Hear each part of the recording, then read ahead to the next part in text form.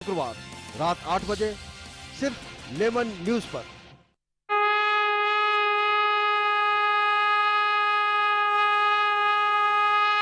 समस्याएं अनेक है बंधु, पर आप एक हैं।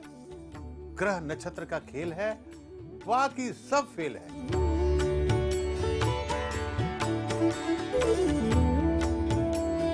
त्रिकालदर्शी का साथ है, फिर क्या बात है।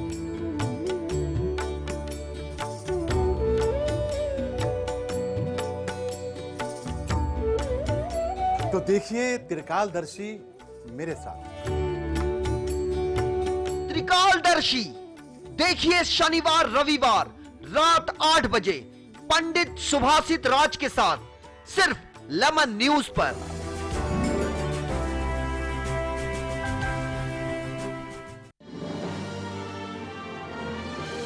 Global advertisers scaling new heights in outdoor media.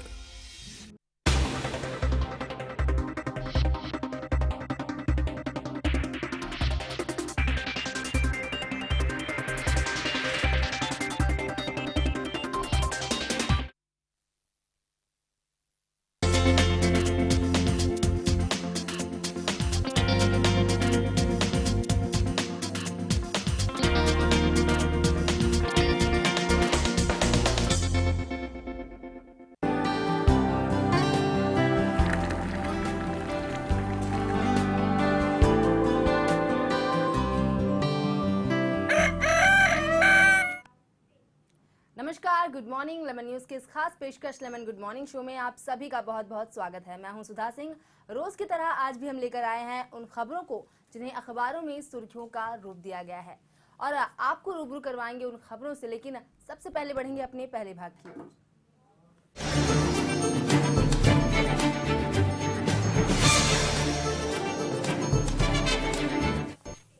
तो बिल्कुल रोज की तरह आज भी हम आपके लिए लेकर आ गए हैं उन सुर्खियों को जिन्हें आज के अखबारों में सुर्खियों का रूप दिया गया है। साथ ही कौन सी वो बड़ी खबरें हैं जो कल पूरे दिन जो हैं सुर्खियों में छाई रही, और साथ ही साथ आपको आज हम रूबरू करवाएंगे उन सारी खबरों से।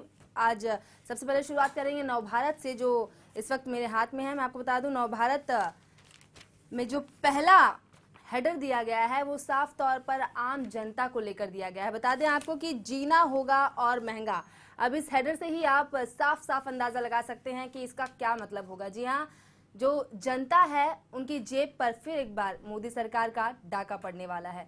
बिल्कुल बता दें आपको, 1 जून से बढ़ जाएगा सर्विस टैक्स। ये आम जनता के लिए बेहद दुख भरी खबर। बता दें आपको कि अगले महीने से महंगे होटलों और वातानुकूलित रेस्टोरेंट में खाना पीना, रेलगाड़ी की वातानुकूलित श्रेणी में यात्रा करना, हवाई जहाज से यात्रा करना, जीवन बीमा और विदेशी मुद्रा की खरीद बिक्री करना और कुछ अन्य सेवाएं जो हैं वो महंगी होने वाली हैं। साफ तौर पर बता दें आपको कि सरकार सेवा कर की दर वर्तमान 12.36% से बढ़ाकर 14% करने जा रही है। 1 जून 2015 से लागू करने की तैयारी कर रही है और केंद्रीय वित्त मंत्री अरुण जेटली ने इसकी घोषणा इस वर्ष के बजट में की थी, लेकिन इसे 1 अप्रैल 2015 से लागू नहीं किया गया था। साफ तौर पर आप देख सकते हैं कि जब से मोदी सरकार आई हुई है तब से शुरुआती दौर में भले ही पेट्रोल और डीजल की दाम या कीमत कम हुई हो, लेकिन बावजूद इसके जब 1 साल का कार्यकाल पूरा हुआ तो इस 1 साल में बेहद कुछ जो है बदलाव हुए हैं।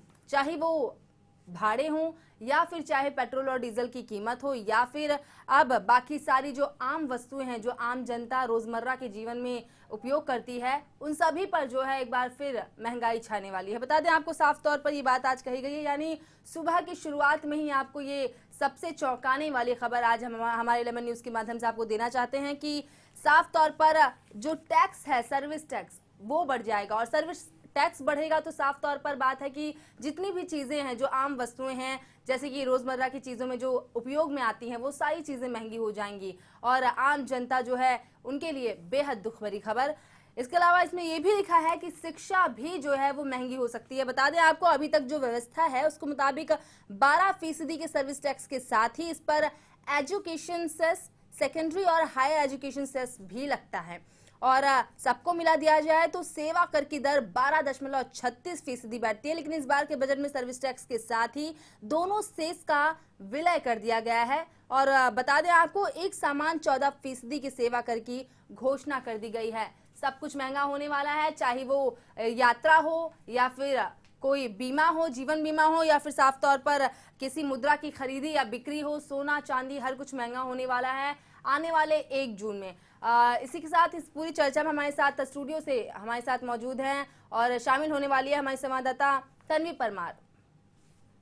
तो आज हम उनसे भी जानेंगे। साफ तौर पर तन्वी, आपसे हम जानना चाहेंगे कि जिस प्रकार से ये जो पहली खबर आज के नवभारत में छपी हुई है, साफ तौर पर आम जनता की जेब को लेकर आई हुई है, महंगाई की बात कर रहे हैं हम। कोई बेहद आम सी बात है कि 1 साल का कार्यकाल मोदी जी ने पूरा कर लिया है और कल के दिन जो है मोदी जी ने इसकी बैठक भी करवाई थी कुछ अपने नेताओं के साथ कि इस 1 साल के कार्यकाल में जनता को किस प्रकार का लाभ पहुंचा है, लेकिन न जाने उन्हें किन चीजों का लाभ मिला होगा इस बैठक में। फिलहाल आपसे ये जानना चाहेंगे कि जो महंगाई की बात की जा रही है, क्या लगता है आपको, क्या इस महंगाई के चलते जनता की ओर से कोई ठोस कदम उठाया जा सकता है? जी बिल्कुल सुधा जी, पहले तो आपको बता दूं कि मोदी सरकार आने के बाद 1 साल पूरा हो चुका है और इसी के बाद जो जनता की उम्मीदें थी, जनता ने जो उम्मीदें रख के मोदी सरकार को चुना था, वो उम्मीदें साफ साफ पानी में जाती हुई दिख रही है। क्योंकि जिस तरह से महंगाई बढ़ रही है, पेट्रोल जिस तरह से महंगा हो रहा है, अब तो आम चीजें भी महंगी हो रही है, इससे बिल्कुल जनता उनसे नाराज है और वो बिल्कुल कदम उठाएगी उनके ओर। कदम उठाए जा सकते हैं जनता द्वारा, लेकिन क्या किया जाएगा कदम उठाकर? क्योंकि देखा जाए तो मोदी सरकार बहुमत से आई हुई है और उनके द्वारा लागू किया गया नियम या कानून उसे जो है खारिज कर पाना बेहद नामुमकिन सा है। लेकिन उसके अलावा हम आपको एक और चीज बता दें कि 14% तो सर्विस टैक्स बढ़ने ही वाला है। उसके साथ ही बता दें कि हवाई जहाज की जो घरेलू उड़ान में सेवा कर की दरें हैं वो 0.6% से बढ़कर 0.7%, जबकि अंतर्राष्ट्रीय उड़ान की सेवा कर की दरें 1.2% से बढ़कर 1.4% हो जाएंगी। यानी जीवन बीमा के पहले वर्ष की प्रीमियम पर सेवा कर की दर 3 से बढ़कर 3.5% की ओर से बढ़ेगी और विदेश मुद्रालय विनिमय, रेलगाड़ी का टिकट कटाना, होटलों में खाना पीना, इन सब पर जो है साफ तौर पर असर पड़ सकता है। वहीं ये जो अधिसूचना है वो कभी भी जारी हो सकती है, ऐसा जो कहना है वो वित्त मंत्री अरुण जेटली का। उनका कहना है कि अरुण जेटली ने ऐसा कहा है अपने बजट प्रस्ताव में। तो सेवा कर की दर वर्तमान के 12.36% से बढ़ाकर 14% करने का प्रस्ताव किया गया है और साथ ही कहा था कि वित्त विधेयक पारित होने के बाद वित्त मंत्रालय इसके लिए अलग से अधिसूचना जारी करेगा। अधिसूचना में बताया जाएगा कि नई दरें कब से प्रभावी हो रही हैं और वित्त मंत्रालय में सेवा कर देखने वाले विभाग के आधिकारिक सूत्रों के अनुसार इस समय टैक्स रिसर्च यूनिट में इसकी अधिसूचना तैयार की जा रही है और कभी भी इसे जारी किया जा सकता है। तो बात कर रहे थे हम नवभारत के सबसे पहले पृष्ठ की, जिसमें साफ तौर पर आम आदमी के लिए जो आम चीजें हैं वो महंगी होने वाली हैं, ये दिया गया है। इसके अलावा अगर हम खबरों की बात करें, नवभारत टाइम्स की बात करें तो साफ तौर पर उसमें महिलाओं की नाइट शिफ्ट को मंजूरी दी गई है। अब तक जिस पर विराम चिन्ह सा लगा था, अब वो कहीं ना कहीं हटा दिया गया है सरकार द्वारा। महिलाओं द्वारा नाइट शिफ्ट में काम करने की जो मंजूरी है वो दी गई है। क्या कुछ है इसमें हम आपको बताते हैं। राज्य कैबिनेट की बैठक में बुधवार को मेक इन महाराष्ट्र की राह को आसान करने के लिए फैक्ट्री एक्ट के बड़े पैमाने पर बदलाव का निर्णय किया गया है। महिलाओं को रात में फैक्ट्री में काम करने की मंजूरी कुछ शर्तों के साथ सरकार ने दे दी है, लेकिन महिला कामगारों की सुरक्षा की जिम्मेदारी कारखाना प्रबंधन की ही होगी। यानी साफ तौर पर महिलाएं काम तो करेंगी, लेकिन इसका जो पूरा खामियाजा है, अगर कुछ भी होता है महिलाओं को तो उसकी जिम्मेदारी जो है उन फैक्ट्री या उन कारखानों पर ही जो है लागू होगी। बता दें आपको साफ तौर पर कि इसके अलावा कैबिनेट ने नागपुर और पुणे में Indian institute of information technology यानी IIT की स्थापना को भी हरी झंडी दे दी है। साल 2016 से 17 की शैक्षणिक वर्ष में इसमें एडमिशन दिया जाएगा और साथ ही राज्य के सभी राष्ट्रीय व अंतर्राष्ट्रीय स्थलों, धार्मिक क्षेत्रों व पर्यटन स्थलों का विकास करने के लिए नीति बनाने का भी फैसला जो है किया गया है। मौजूदा कानून के अनुसार शाम 7 बजे से लेकर सुबह 6 बजे तक महिला कामगारों से फैक्ट्री में काम नहीं कराया जा सकता। ऐसा करने पर सरकार फैक्ट्री प्रबंधक पर कानून कार्रवाई करती थी। अब सरकार इस कानून में नया संशोधन कर रही है। नए नियम के अनुसार जो भी कारखाना मालिक रात के समय अपने कारखाने में महिला कामगारों से कार्य कराना चाहता है, उसे पहले सरकार से अनुमति लेनी होगी और उसके बाद ही वो महिला कामगारों से रात में काम कर सकेगा। और सरकार ने ये फैसला जो है वो साफ तौर पर अदालत के निर्देश के बाद ही पारित किया है। हम आपको बता दें, इसी में जो देवेंद्र फडणवीस हमारे सीएम, उनका भी कहना है कि कारखानों में रात में भी महिलाओं को काम करने की मंजूरी दे दी गई है। फैक्ट्री एक्ट में बड़े बदलाव किए जाएंगे और इससे मेक इन महाराष्ट्र को जो है गति मिलेगी। इसका फायदा सीधे सीधे मजदूरों और उद्योगपतियों दोनों को मिलेगा। साफ तौर पर स्त्रियों की सुरक्षा को ध्यान में रखकर जो है निर्देश पारित किया गया है। तन्वी, आपसे जानना चाहेंगे, कितना जायज लगता है आपको महिलाओं को नाइट शिफ्ट में काम करने देना? क्योंकि महिलाओं के साथ यूं तो दिन में ही जो है अपघात हो रहे हैं, ऐसी बलात्कार की जो घटनाएं आती हैं वो सामने आती हैं। तो कहाँ तक आपको सच लगता है कि यदि शाम या रात में काम करती हैं, नाइट शिफ्ट में महिलाएं काम करती हैं, तो ऐसे में कहा तो गया है कि कारखानों को इसकी जिम्मेदारी दी जाएगी या उन्हें खामियाजा भुगतना पड़ेगा अगर किसी प्रकार का जो है हानि पहुंचती है महिला को। लेकिन इसमें भी आपको क्या लगता है कि कितनी हद तक महिलाएं सुरक्षित हैं? सुधा जी, ये तो नहीं कह सकते कि महिलाएं कितने हद तक सुरक्षित है, क्योंकि आए दिन जिस तरह से महिलाओं के साथ शोषण होता है उसके चलते हम ये तो नहीं कह सकते कि पूरी तरह से महिला सुरक्षित है। पर इन शोषणों के कारण हम महिलाओं को घर पे तो नहीं बिठा सकते और ये बिल्कुल जायज़ है, महिलाओं को भी काम करने का हक है। और ये जो फैसला लिया गया है कि उनको रातपाली करने की मंजूरी दी गई है, ये बिल्कुल सही है, क्योंकि डर कर तो नहीं बैठ सकती, इस चीज़ का सामना करना चाहिए और बिल्कुल उन्हें सुरक्षा भी देनी चाहिए। सुरक्षा तो देनी ही चाहिए, साथ ही साथ वो महिलाएं जिनका जो रोजमर्रा के जीवन में कमाना और रोज की तरह कमाकर घर पे लाना और उसी से अपना पालन पोषण करना, ये बेहद जरूरी है उन लोगों के लिए। तो ऐसी महिलाओं के सामने किसी प्रकार का विकल्प नहीं बचता तन्वी। तो देखा जाए तो साफ तौर पर उन महिलाओं को विवश होकर जो है इस प्रकार की नाइट शिफ्ट की ड्यूटी जो होती है उसे निभानी पड़ती है, क्योंकि करे भी तो क्या करे। आज की महंगाई का दौर, जैसे अभी इसके पहले ही हमने आपको खबर बताई कि महंगाई जो है साफ तौर पर 1 जून से बढ़ने वाली है। ऐसे में महिलाओं का एक्स्ट्रा वर्क करना, ज़्यादा से ज़्यादा काम करना और ज़्यादा कमाना बेहद ज़रूरी हो जाएगा। और उसी चीज़ को मद्देनजर रखते हुए महिलाओं की जो नाइट शिफ्ट की ड्यूटी है उसका जो है उसके लिए हरी झंडी दे दी गई है, निर्देश पारित कर दिया गया है। लेकिन साफ तौर पर महिलाओं की सुरक्षा को ध्यान में रखकर ये कहा गया है कि यदि इस समय में महिलाओं को यदि रात में काम करने के लिए दिया जाता है तो वो सबसे पहले उसके लिए अनुमति लेनी पड़ेगी न्यायपालिका से, उसके बाद ही जो है महिलाओं को नाइट शिफ्ट में काम करने की अनुमति दी जाएगी। इसके अलावा अगर अनुमति नहीं दी जाती है तो बिल्कुल भी नाइट शिफ्ट में वो काम नहीं कर पाएंगे। इसके अलावा जब तीसरी खबर की बात करते हैं जो आज के सभी पृष्ठ पर छपी है, साफ तौर पर कल के पूरे दिन जो एक खबर सुर्खी बनकर छाई हुई थी वो थी केजरीवाल और नजीब की जंग। साफ तौर पर ये जो जंग थी इसने इतना तूल पकड़ा कल के दिन कि देख लीजिए कि राष्ट्रपति तक तो पहुंचा ही था ये मुद्दा। उसके बाद पीएम को चिट्ठी लिखी गई साफ तौर पर कि केंद्र की जो सरकार है वो साफ तौर पर असंवैधानिक तरीके से काम कर रही है और दिल्ली में लाई गई सरकार को किसी भी प्रकार की स्वतंत्रता नहीं है अपना निर्णय लेने की। ऐसी बात जो है वो केजरीवाल ने कही। वहीं एक और बड़ा विवाद वहां पर छा गया था कि मजूमदार ने अचानक से छुट्टी ले ली, जिसके चलते जो है दिल्ली सरकार काफी नाराज नजर आई। और वहीं उप मुख्यमंत्री मनीष सिसोदिया ने जो मीटिंग ली उसमें भी उन्होंने अपने सारे नेताओं को इस बात को लेकर बताया कि दिल्ली सरकार की तरफ से बिना किसी अनुमति के, मतलब किसी भी प्रकार की छुट्टी का आवेदन पत्र नहीं दिया गया था, बावजूद इसके छुट्टी कैसे ली गई। तो ये जो पूरा मामला था वो काफी तूल पकड़ा। और उसी के साथ हम आपको बता दें हर पेपर की जो दूसरे हेडर के साथ सुर्खी बनकर छाया हुआ है वो ये है, नवभारत टाइम्स की बात करें तो इसमें लिखा गया है और बढ़ा टकराव। अगर नवभारत की बात करें तो इसमें भी लिखा हुआ है मोदी के दरबार में केजरीवाल, यानी मोदी सरकार की मदद लेने पहुंचे केजरीवाल। वहीं हमारा महानगर है उसमें भी साफ तौर पर उसमें तो जो सबसे पहला हेडलाइन की ओर पर छाया गया है वो है चिट्ठियों की जंग केजरीवाल और नजीब के संग। तो साफ तौर पर ये जो चीजें हैं इतनी तूल पकड़ी हुई थी कल की, इन सब चीजों पे लगाम कैसे कसेंगे ये तो फिलहाल अभी राष्ट्रपति और प्रधानमंत्री के हाथ में ये पूरा मामला चला गया है। तो ये देखना काफी दिलचस्प होगा। बता दें आपको नवभारत में जो है उसके हिसाब से आपको बता दें कि पीएम ने कहा है स्वतंत्र रूप से काम करने के लिए। दिल्ली के मुख्यमंत्री अरविंद केजरीवाल और उपराज्यपाल नजीब जंग के बीच तकरार का मामला प्रधानमंत्री नरेंद्र मोदी तक पहुंच गया है।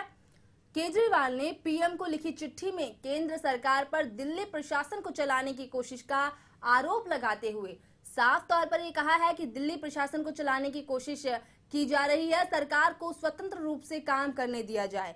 उपराज्यपाल पर आरोप लगाते हुए कहा है कि सभी आपस में मिल गए हैं और दिल्ली सरकार को काम करने से रोक रहे हैं। वहीं नजीब जंग का ऐसा कहना है कि स्टेनो से लेकर मुख्य सचिव तक सभी प्रकार की नियुक्तियां करने की शक्तियां मेरे पास हैं। साफ तौर पर नजीब जंग ने ये बात कह दी है केजरीवाल को कि जिस भी प्रकार की नियुक्तियां हैं उन सब का जो खामियाजा है, जो शक्तियां हैं उन्हें नियुक्त करने की, वो सिर्फ और सिर्फ मेरे पास है, ऐसी बात नजीब जंग ने कही है। वहीं केंद्र सरकार ने साफ साफ अपना पल्ला इन सभी चीजों से झाड़ लिया है। केंद्र सरकार ने बुधवार को कहा कि आप उपराज्यपाल और मुख्यमंत्री के बीच छिड़ी जंग में वो हस्तक्षेप नहीं करेगी और दोनों पक्षों को स्वयं इसका हल निकालना होगा। उन्होंने स्पष्ट किया कि राष्ट्रपति के साथ मुलाकात में दिल्ली के मसले पर कोई चर्चा नहीं हुई है। यानी केंद्र सरकार ने साफ तौर पर अपना ये पल्ला झाड़ा है कि जो राष्ट्रपति के साथ मुलाकात की गई केजरीवाल के साथ, उसमें किसी भी प्रकार की चर्चा नहीं हुई है। तन्वी, आपसे जानना चाहेंगे, ये जो मामला है कहीं ना कहीं आज भी छाया रहेगा क्योंकि केजरीवाल ने ये कदम उठाया है कि उनका ऐसा कहना है कि दिल्ली सरकार को केंद्र सरकार के कारण जो है काम करने नहीं दिया जा रहा है, स्वतंत्र रूप से काम करने नहीं दिया जा रहा है। किसी की भी नियुक्ति जो होती है उसके लिए दिल्ली सरकार से पूछा जाना आवश्यक है। वहीं उपराज्यपाल नजीब जंग का ऐसा कहना है कि किसी की भी नियुक्ति की शक्तियां सिर्फ और सिर्फ मेरे पास है। तो क्या लगता है आपको कि कितना सही मानेंगे आप केजरीवाल को और कितना सही मानेंगे आप नजीब जंग को? जी बिल्कुल सुधा जी, ये मामला जो है दिन बर दिन पेचीदा होता जा रहा है और हम इधर किसी को भी सही नहीं बोल सकते कि ये सही है ये सही है, क्योंकि इन्हें जनता के बारे में सोचना चाहिए, इन पे ज़्यादा विचार करना चाहिए। तो ये अपने आपस में ही ये अपनी जंग छेड़ रहे हैं और वही केजरीवाल अब पीएम तक पहुंच गए। तो अब देखने वाली बात होगी कि पीएम इस मामले में क्या बोलते हैं और इस मामले में क्या कुछ निकल के आता है। साथ ही आपसे जानना चाहेंगे तन्वी की बात कही गई है, इसमें राष्ट्रपति को भी इसमें शामिल किया गया। राष्ट्रपति का ऐसा कहना था कि उनके साथ चर्चा हुई है। उपराज्यपाल नजीब जंग ने भी की और वहीं केजरीवाल ने भी राष्ट्रपति से मुलाकात की। तो राष्ट्रपति का ऐसा कहना था कि हम जो है इसका कुछ ना कुछ हल निकालेंगे, लेकिन साफ तौर पर केंद्र सरकार ने इस बात से पल्ला झाड़ लिया। उनका कहना है कि किसी भी प्रकार की जो राय देने की बात कही गई थी, किसी भी प्रकार की चर्चा नहीं हुई है। तो क्या लगता है आप, केंद्र सरकार की ये कोई बड़ी कूटनीति तो नहीं है इन सब चीजों के? जी बिल्कुल, क्योंकि जिस तरह से केजरीवाल ने अपना पक्ष रखा उनके पास और साथ ही नजीब जंग ने भी अपना पक्ष रखा, तो इसमें से कुछ ना कुछ हल निकलना चाहिए था, क्योंकि ये कोई बड़ी बात नहीं है। दोनों एक दूसरे से ये झगड़ रहे हैं कि ये नियुक्ति करना मेरा हक है, ये बोल रहे हैं कि मेरा हक है। इसमें से निकलना मुश्किल नहीं है, निकलना मुश्किल नहीं है, नामुमकिन सा लगता है, क्योंकि ये जो जंग है वो साफ तौर पर इसमें शामिल किया गया है। केंद्र सरकार को, राष्ट्रपति और प्रधानमंत्री को इसमें शामिल किया गया है साफ तौर पर। अब केंद्र सरकार अपनी कूटनीति कैसे चलाएगी ये देखने वाली बात होगी। फिलहाल बढ़ते हैं अगली खबर की ओर, बात करते हैं सामना की।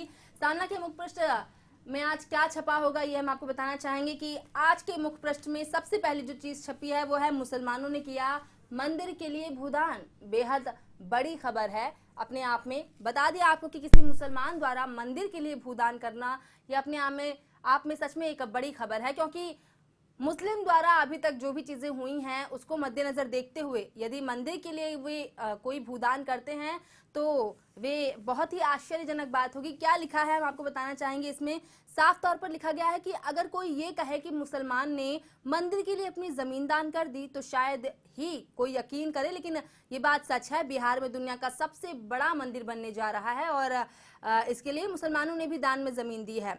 ये मंदिर कितना विशाल होगा इसका अंदाजा इसी से लगाया जा सकता है कि इस मंदिर में कम से कम 20,000 लोगों की बैठने की क्षमता होगी। साफ तौर पर ये बात कही गई है। वहीं उसी के नीचे जो है विदेशियों की घर वापसी की बात कही गई है, छोटा सा दिया गया है। उसकी जस्ट नीचे दिया गया है केजरीवाल दंग नजीब करे जंग। केजरीवाल की खबर जो है मुख्य पृष्ठ पे सामना में छापी गई है। वहीं बता दें आपको कि केजरीवाल को लेकर साफ तौर पर यह बात है कि केजरीवाल ने जहां जंग छेड़ा है वहीं पर नजीब जंग ने भी जंग छेड़ दिया है। और अगर आगे बढ़े नवभारत की बात करें तो नवभारत में एक और केस आया हुआ है, सुसाइड केस। आपको बता दें कुछ दिन पहले ही अभी जो है एक मॉडल की सुसाइड केस की बात आई थी। मॉडल और एक्ट्रेस शिखा जोशी ने अपनी मौत से पहले जिस डॉक्टर विजय शर्मा का नाम लिया था वर्सोवा पुलिस ने बुधवार को उनसे लंबी पूछताछ की है। बता दें, शिखा ने शनिवार को अंधेरी की न्यू महारा कॉलोनी में अपने घर में बाथरूम में अपने गले पर चाकू से वार किया था। वारदात के बाद इस दो रूममेट्स ने मोबाइल पर उससे बातचीत की। रिकॉर्डिंग करते हुए उससे पूछा गया कि तुमने ऐसा क्यों किया। इसके जवाब में उसने डॉक्टर शर्मा और कुछ शादीशुदा लोगों को इसके लिए जिम्मेदार ठहराया था। उसी के आधार पर पुलिस ने डॉक्टर शर्मा को पूछताछ के लिए बुलाया। डॉक्टर शर्मा बुधवार को वर्सोवा पुलिस स्टेशन में हाजिर हुए, जहां 4 घंटे तक उनका स्टेटमेंट चलता रहा। बता दें आपको, पोस्टमार्टम रिपोर्ट आई है। मंगलवार को पुलिस की शिखा की मौत की पोस्टमार्टम रिपोर्ट मिल गई है और इसमें बात की पुष्टि हुई है कि शिखा ने सुसाइड किया था, उसका मर्डर नहीं हुआ था। और ये केस चल रहा है। शिखा ने डॉक्टर शर्मा के खिलाफ सन 2011 में मॉलेस्टेशन का केस दर्ज करवाया था और वो मुकदमा चल रहा था। उसमें शिखा का कोर्ट में स्टेटमेंट हो चुका था और एसीपी शिवाजी राव को लेकर के अनुसार इस मुकदमे की जो अगली तारीख है वो 24 तारीख है। वहीं जो सुनंदा केस है उसमें 3 का होगा पॉलीग्राफ टेस्ट। अभी तक बात चल रही थी कि पॉलीग्राफ टेस्ट चलेगा या होगा या नहीं होगा, इन सभी चीजों की बातें हो रही थी, लेकिन जो 3 गवाह माने जा रहे हैं सुनंदा केस में, उसमें जो है पॉलीग्राफ टेस्ट जो है वो किया जाएगा। मेट्रोपॉलिटन कोर्ट ने दिल्ली पुलिस को सुनंदा पुष्कर केस में 3 संदिग्धों का लाई डिटेक्टर टेस्ट करने की अनुमति साफ तौर पर दे दी है। 3 संदिग्धों शशि थरूर के घर काम करने वाले नारायण सिंह, ड्राइवर बजरंगी और मित्र संजय दीवान ने अदालत से कहा है कि पॉलीग्राफ टेस्ट वो खुद कराना चाहते हैं और इसी पर अदालत ने आदेश दिया है कि मेट्रोपॉलिटन मैजिस्ट्रेट सुनील कुमार शर्मा ने कहा है कि 3 संदिग्धों की पॉलीग्राफ टेस्ट की अनुमति दी जाती है बशर्ते मानवाधिकार दिशा निर्देशों का जो है पालन हो। और पुलिस ने अदालत से कहा है कि जांच के दौरान इन तीनों से पूछताछ हुई, लेकिन वे कुछ महत्वपूर्ण तथ्य छिपा रहे हैं। पुलिस ने यह दावा किया है कि वे सभी तथ्यों का खुलासा नहीं कर रहे हैं। वे सुनंदा पुष्कर के शव की चोटों के बारे में कुछ महत्वपूर्ण तथ्यों को छिपा रहे हैं। हालांकि तीनों संदिग्ध की ओर से पेश वकील ने अदालत से कहा है कि उन्हें मुवक्किल पुलिस के साथ पूरा सहयोग मिलेगा। इस प्रकार की बात जो है आई है। 2 केस की डिटेल्स बताए गए हैं, जिसमें साफ तौर पर सुसाइड केस, शिखा सुसाइड केस आया हुआ है, सुनंदा पुष्कर का केस आया हुआ है। एक और खबर है, हम आपको बता दें, मोदी ने मंत्रियों के साथ जो मीटिंग ली, अभी तक हमने आपको बताया कि 1 साल का कार्यकाल मोदी ने पूरा कर लिया और इस 1 साल के कार्यकाल को जानने के लिए कि हमने क्या चीजें जनता को लाभ पहुंचाई है, इन सभी का ब्यौरा करने के लिए जो प्रधानमंत्री नरेंद्र मोदी है, उन्होंने अपने आवास पर मीटिंग ली मोदी सरकार की। बता दें आपको क्या लिखा हुआ है इसमें, वो बताना चाहेंगे आपको कि करीब 1 हफ्ते के विदेशी दौरे से लौटने के बाद बुधवार को प्रधानमंत्री नरेंद्र मोदी ने अपनी कैबिनेट के कुछ सीनियर मंत्रियों के साथ मीटिंग की और इसमें जो है सरकार का 1 साल पूरा होने के मौके पर होने वाले विभिन्न कार्यक्रमों और आयोजनों की रूपरेखा पर विस्तार से चर्चा की गई। सूत्रों के मुताबिक जो हवाला हमें पता चला है, मोदी के साथ इस अहम मीटिंग में भाग लेने वाले मंत्रियों में गृह मंत्री राजनाथ सिंह, अरुण जेटली, सुषमा स्वराज, वेंकैया नायडू और नितिन गडकरी मौजूद थे। प्रधानमंत्री ने इन मंत्रियों से 1 साल के मौके पर होने वाले कार्यक्रमों और उनके मंत्रालयों की अहम योजनाओं के बारे में चर्चा किया। बता दें आपको, 26 मई को 1 साल पूरा करने जा रही मोदी सरकार अपने 1 साल की उपलब्धियों का ब्यौरा दिल्ली सहित देश के तमाम शहरों में आम लोगों के बीच जाकर देगी। इसके लिए सरकार के तमाम मंत्रियों को देश के अलग अलग हिस्सों में जाकर अपनी जो सरकार के कामकाज का ब्यौरा देने की जिम्मेदारी सौंपी गई है। साल भर का ये आयोजन औपचारिक तौर आगामी 22 मई से शुरू होकर जून के दूसरे हफ्ते तक चलेगा। तन्वी, आपसे जानना चाहेंगे, इस प्रकार की बात कही गई है कि मोदी सरकार ने ये जो मीटिंग ली है, इसके बाद उन्होंने जो कुछ लाभ पहुंचाए हैं जनता को, ये बात जो है वो खुद जनता के सामने बताएंगे कि हमने 1 साल के कार्यकाल में क्या किया था। क्योंकि एक वादा मोदी जी ने किया था जब वे सत्ता में आने वाले थे। उन्होंने कहा था कि मेरे 5 साल के कार्यकाल में एक साल का कार्यकाल, जब मेरा 1 साल पूरा होगा, उस 1 साल के कार्यकाल पे मैंने 1 साल में क्या कुछ किया है वो मैं जनता को इसका ब्यौरा दूंगा। तो आज वही वादा जो है प्रधानमंत्री नरेंद्र मोदी पूरा करने जा रहे हैं। क्या लगता है आपको, जब वो अपने वादों को लेकर सामने आएंगे तो जनता कितनी ज्यादा उनसे सहमति जता सकती है? जी बिल्कुल सुधा जी, पहले तो आपको बता दूं कि जिस तरह से वो इतने 1 साल में उन्होंने जितने दौरे किए हैं उसको लेकर जनता के मन में काफ़ी सवाल है। तो अच्छा होगा कि उन सवालों का पहले वो जवाब दे और जनता को भी ये इंतज़ार है कि कब मोदी सरकार इन सवालों का जवाब देंगे कि जितने दौरे किए उससे देश को कितना लाभ होगा। और साथ ही जिस तरह से महंगाई बढ़ रही है उनको लेकर भी जनता के मन में काफ़ी सवाल है। तो ये अच्छा होगा कि वो उन सवालों का पहले जवाब दे। सुधा बिल्कुल, उन सवालों का पहले जवाब दें और जनता के भी कई प्रश्न होंगे तन्वी, क्योंकि बात की जाए तो 1 साल के कार्यकाल में प्रधानमंत्री नरेंद्र मोदी ने क्या कुछ किया है ये सभी के सामने है, किसी से कुछ छुपा नहीं है। और अभी ही हाल ही में 6 दिन के दौरे पर गए हुए थे प्रधानमंत्री नरेंद्र मोदी, उस पर उन्होंने क्या किया ये सब कुछ जो है जनता के सामने है, तो जनता अपना पक्ष जरूर रखेगी। इसी के साथ एक आखिरी खबर है जो हम आपको बता दें, हमारा महानगर में कांग्रेस को लेकर भी एक बात छपी हुई है। कांग्रेस का हल्ला बोल साफ तौर पर लिखा गया है, जिसमें जो है कांग्रेस उपाध्यक्ष राहुल गांधी ने क्या कहा है बता दें आपको कि मोदी सरकार के 1 साल पर कांग्रेस का गुरुवार से हल्ला बोल शुरू कर रही है। कांग्रेस आज देश भर में मोदी सरकार के 1 साल पर प्रेस कॉन्फ्रेंस कर हमला बोलेगी। पिछले कुछ महीनों में कांग्रेस मोदी सरकार के खिलाफ बेहद आक्रामक हो गई है। खास तौर पर काले धन और लैंड बिल को लेकर कांग्रेस ने मोदी सरकार को हर कदम पर घेरा है। किसानों की आत्महत्या का मुद्दा राहुल गांधी ने जहां जोर शोर से उठाया है, तो अब वहीं फूड पार्क पर भी राहुल सरकार को घेर रहे हैं। प्रेस कॉन्फ्रेंस कर कांग्रेस देश भर में संदेश देना चाहती है कि मोदी सरकार के 1 साल में अभी तक अच्छे दिन नहीं आए हैं। किसान परेशान हैं और आत्महत्या कर रहे हैं, पर सरकार इसकी सुध नहीं ले रहा। कांग्रेस पीएम मोदी के विदेशी दौरे पर भी लगातार उंगली उठा रही है।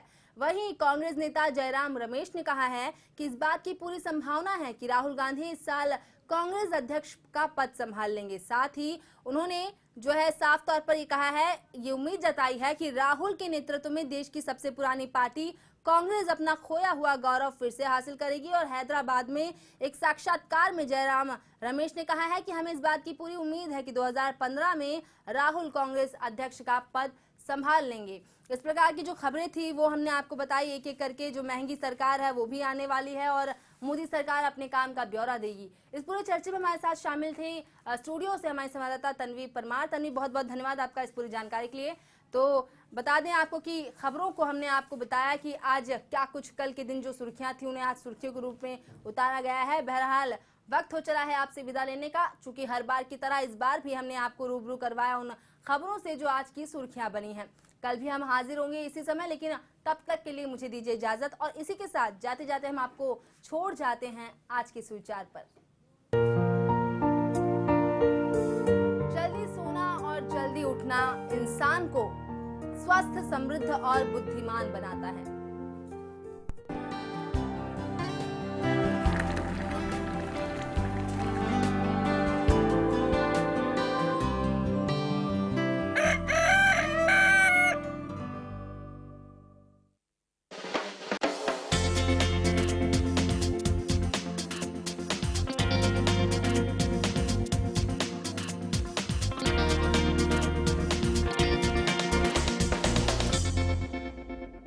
चार पाँच छः